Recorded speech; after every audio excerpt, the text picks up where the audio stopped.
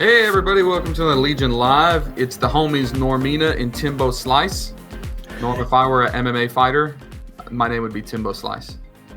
Would mine be Normina? It would, you Normina. And last night I had a dream of you in one of those Nacho Libre luchadora Mexican wrestling. We're doing that in Mexico. We're doing that in Mexico.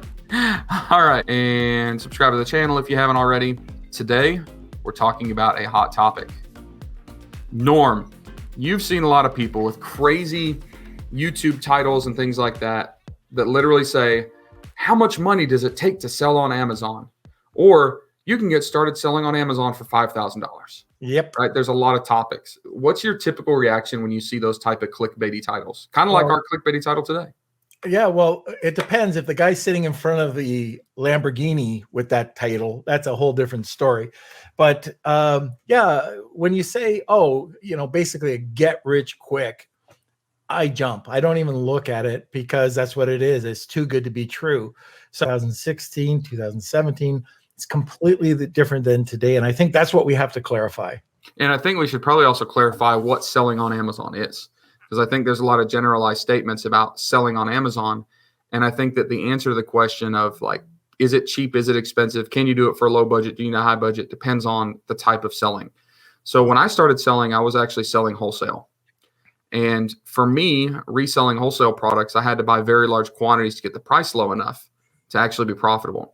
But I know there are people that started selling retail arbitrage with literally $50 in their pocket, right? Dima. Our friend Dima Kubrick's that guy who's literally buying some stuff off a shelf and like built that into a massive, huge business. So I think that when we're answering the question, how much does it actually take to sell on Amazon now?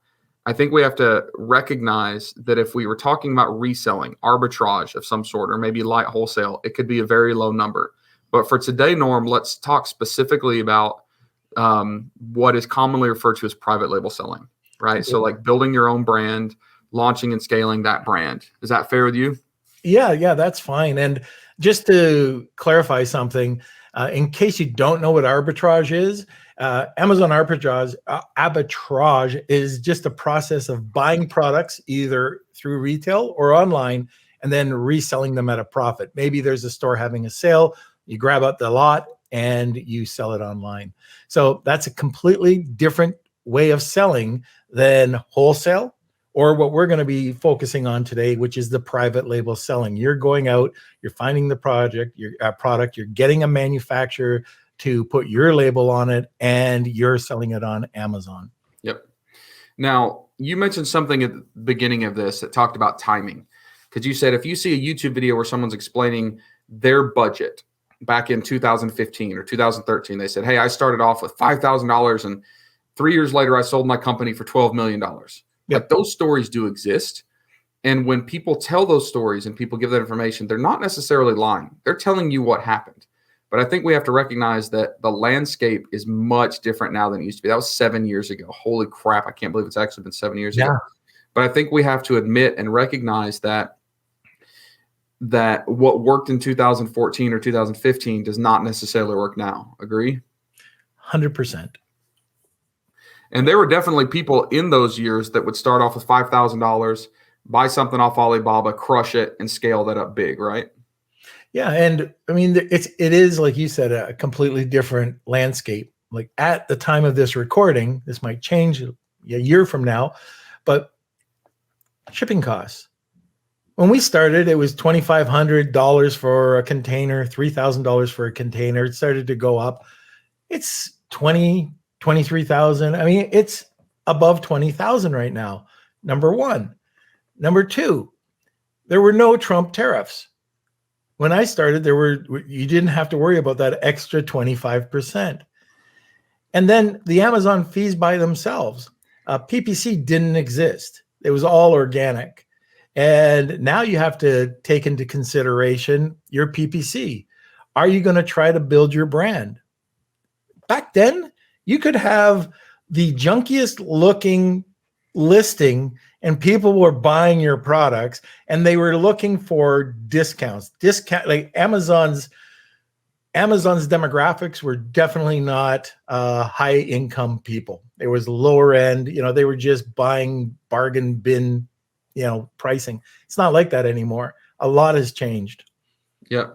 And I think that it would even be safe to say that right now it is technically possible, I would say, to create a brand and start selling online, a private label brand, for maybe $5,000, but it might take you 30 years. Like, could you technically go out and buy 10 items from AliExpress, sell them at a little profit, take that and turn it into a little more, turn it a little more? Yes. But generally speaking, I think that we can assume that the answer that we're going to give right now is the typical answer. There's always crazy random, random exceptions and random examples of someone that did something really super wild. But right now, I think the question we have to ask is it typically possible to start an Amazon private label brand business for $5,000? And if not, what does it actually cost? Like, how much money do we actually have to get started? And now, I know that's a big answer, Norm. Yeah. But let's talk about some of the like components to answer this. So you already talked about shipping cost is high. Yep. You talked about PPC cost is high, meaning that like outranking your components is high. We know that the cost of products is going up. We know there's much more competition. So to actually do this right, you probably got to make a bigger entrance. You got to have more inventory to burn through without running out. You've got to have more money for costs, for launches. You've got to have more outside traffic generating revenue, right?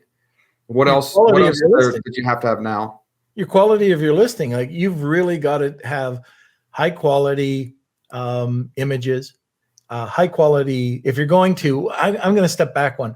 One of the things that you have to do before you get into the game at all is do competitive analysis.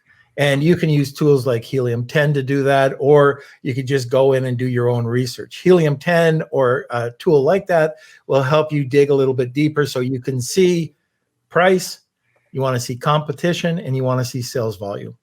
And depending on that, you can see kind of where you can enter into the game, what your first inventory order would be. But without that, it's a guessing game. It's like, shooting darts at stocks. You just pick one. You don't know if it's going to go or not. That's really important. I think the very first thing you should do is take a look at going in, finding a product, and then seeing if there is an opportunity there. And product research isn't free. I'm not saying you have to outsource it, but you typically have to invest in tools. You have to teach yourself how to do that research. Yep. You may have to use like split testing services like PickFu to actually do your competitive analysis and opportunity analysis. So what you're saying, Norm, is like there's cost even before you decide what product you're going to sell. Right. Yep. Then when you go to sell that product, you've got to have inventory. You've got to get it shipped. You've got to have it sent into warehouses.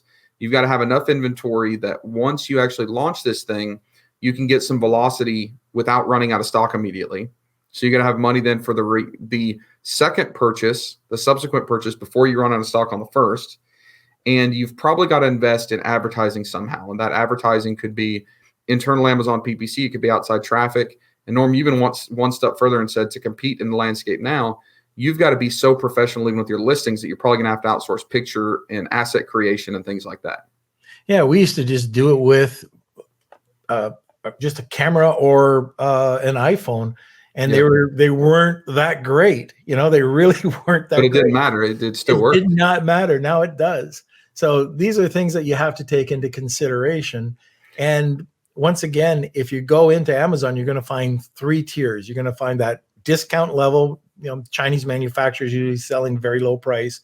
Do you want to compete there? Do you want to compete in the mid-range, or do you want to compete in a higher perceived value? Those could have lower traffic, but higher profit.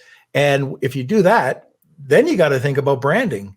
So that's a whole other thing. You got to get into packaging and what's that going to look like. Yep. So I think that when we think about actual costs, we're going to talk generalized, like let's say you've done your product research and you're not trying to sell the most saturated product in the world. You're not trying to sell a cell phone charger, okay, or an iPhone case. Let's say a fairly standard, typical, like there's a product opportunity. The way I break it down is you've got your like marketing and launch costs, and that will be the software that you need. It will be PPC spend. It'll be traffic. It'll be asset creation, if you have to hire an agency to do your copywriting, like there's that. And then the second bucket is your actual product itself. And it's almost impossible to tell you how much it takes to actually sell on Amazon because I don't know what your product is. You could be sourcing a product that costs you $30 and you have to buy 10,000 of them, or you could be sourcing a product that costs you $2 and your MOQ is 500. But I think that typically speaking, for an averagely decent product on Amazon, it's not super concentrated, but they're too competitive, right? But there is some sales volume.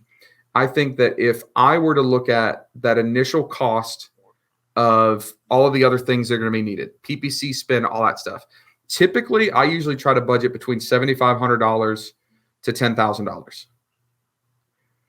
What do you think, Norm? I know that there's crazy exceptions, but I usually like to set about that much aside. There's all sorts of exceptions. One of the things I look at is, and I don't think you're too far off. Again, it just depends on those three, items that we talked about. Yeah, there are exceptions. I'm trying to just like give everybody an idea generally in my head. Even for me, I even say higher with what's going on. One of the things you can do is go back to your manufacturer, see what your cost of good, your actual. Wait, time out. What I was talking about did not include the product. Oh, okay. Yeah, you don't even misunderstand me. So I'm talking about asset creation, ad spend, influencer marketing, all of that stuff for the launch, not the product itself. Okay. It's usually $7,500 to $10,000. Yeah. So typically my formula would be going back to the manufacturer, finding out all my costs, including your Amazon fees, including everything, multiply that by usually three plus, and that will build in enough for you typically. But absolutely what you said, Tim, you have to build in that, 7,500-ish would be absolutely kind of bottom line. And I'll tell you another thing, the one example that you were talking about, okay, what happens if it sells really well, better than expected? I've talked to you about this. We had a product that we were helping a client with. It went really well. Well, he had to order double the amount. It went too well. He had a home run on his hands. So even when he was making money, he never had money. He had zero money, and it bankrupted the brand. I bought the brand off of him. And he couldn't keep up with it. So it went, first of all, it went one time, then it was double, then it doubled that. It was going crazy, but he couldn't bankroll it. And that's what you have to remember. If you get a first base hit or a second or a third base, I mean, everybody wants that home run. Have I ever been involved with companies like that? There's been a few that I've helped out. They're rare, but if you do get that first, second, or third base, you better have cash to cover off your repeat orders or, the cost that we're talking about. Yeah, agreed. So when we think about actual cost of goods sold, like those products, this is where I have the hardest time telling people what it actually costs to start selling on Amazon, because typically now, if you're going to buy a product that's going to sell 20 or 30 units a day, you've got to buy 2,000 units minimum, right? Like you've got to buy 2,000, 2,500, 3,000 units. The production cost can vary massively if you have to get molds done or how custom this product is. Do you have to go through product development? All of those things. So I think it's unfair to even try to put a number on how much does it take to sell on Amazon now. But we can agree on this. You need to have at least $7,500, $10,000 just for the operations and marketing and launch for a semi-competitive product. You need to be able to acquire other cash to continue bankrolling the growth of this if it does well. The cost of your product itself is ridiculously varying. I know people that are buying, I bought products that are 50 cents in China and shipped here. It cost me $1.20 and I sell them for $20. But I had to buy like 5,000 of it at a time, right? Yeah. Norm's beard brush here. Beard comb. I saw it. I bought it on Amazon. I don't know reason why, but it was 79 cents. I tracked down the manufacturer. They're 36 cents. Now, here's just a crazy tip. I bought two other types of beard brush. Same thing, same manufacturer. One came in a really beautiful case, one and a vinyl pouch. The other one came in a better looking case with a magnetic clasp. And it was a leather pouch with a slit in it so you can put your credit cards in it. Cost barely anything more. This was 79 cents on Amazon. The other one was $11.75, and the other one was around the $15 range. And the $15 range was selling around $30,000 a month. This was selling $3,000. I mean, just something that simple. So you're saying that the question is not necessarily how much money does it take, but it's like, as you're making those decisions of whether you should launch or not, make sure you're profitable with really smart decision making on perceived value and things like that, because then the amount of money becomes a little bit less relevant. Still important if you don't have the money. Like Right. if you're using your life savings, is important, but the risk is reduced on potentially losing that money if you do more homework up front, right? So take your time, measure twice, cut once. So I guess we've been going 15 minutes now, Norman. I guess we have to admit that there's no way to actually answer this question of how much does it take to sell on Amazon or to get started on Amazon, because there are too many variables. But I think it's safe to say that it always costs more than people act like it does, because this isn't some life hack of, I'm going to get rich quick selling on Amazon. It is literally, I want to build a physical brand and sell a product while using on Amazon, which is very, very different than what a lot of people claim to be. And the reason, or claim it is to be. And the reason this is important, folks, is we see people all the time that get frustrated. They've got a great product idea. They're really smart. They go get the education. They, so they learn how to sell. They join masterminds and networks that teach them. They've got a great product idea. And then they get frustrated because they find out, hey, the $10,000 I've squirreled away to get started isn't going to be enough. And that pisses me off. Yeah. Because people have put in all this effort for something that maybe is not realistic. Now, let me say this. For those of you that are walking around listening to this right now and you've got $0 in your pocket, it doesn't mean you can't start selling on Amazon. I know a lot of people that started with retail arbitrage. I know people that were doing like Craigslist purchases to eBay, right? So you can start finding ways to make money online, and you're learning how the system works while scaling up profits to make enough money, or to have enough money to actually create like an actual brand, right? And launch like a true private label brand. Yeah, I'd go even one step further and don't invest in molds. Don't invest in all these expensive things. Take a product, put it on Amazon, see how you do, make all your mistakes on your first product, and pay your Amazon tax.